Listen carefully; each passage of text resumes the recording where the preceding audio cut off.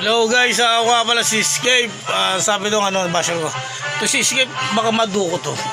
Madukot. Madukot na dami nga mayaman dyan, di nadudukot eh.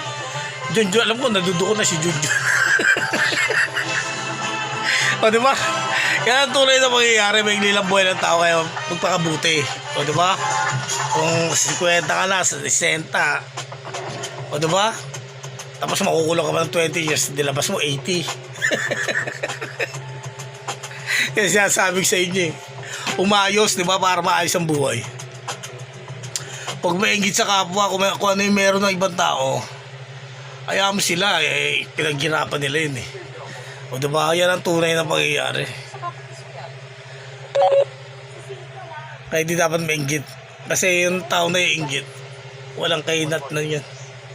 Wala siyang kwentang tao para mabuhay. O diba? Yan ang tunay. Kasi bawat puro inggit na lang nasa isip niya. Kahit walang kakwento-kwento, maiinggit. Ako nga, hindi ako naiinggit sa magwapo eh. O diba?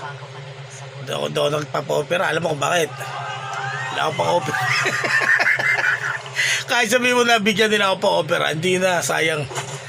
Bili na lang nila ng pagkain nila, diba? Kaya pang-paaral sa mga Yan ang tunay. Kasi mindset na iba eh. O sa totoo lang, iba mindset ko. Pag may boting isang gin ako, okay na ako eh. Kasi yan ang tunay. Pero yung sahod ko, hindi nila pwedeng kunin. Diba? Yan ang tunay na pangyayari. Ano ko, stupid? Bibigay ko na lang.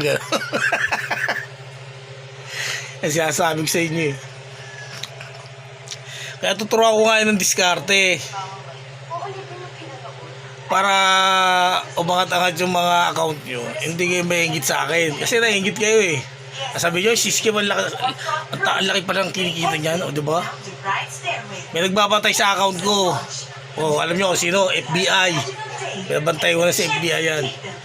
O, neknok pa.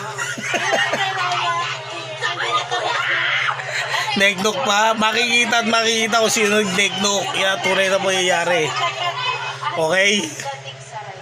Bilanggo sa rehas na gawa ng puso mo. Bilanggo sa gapos na dulot ng pag-isip sa'yo.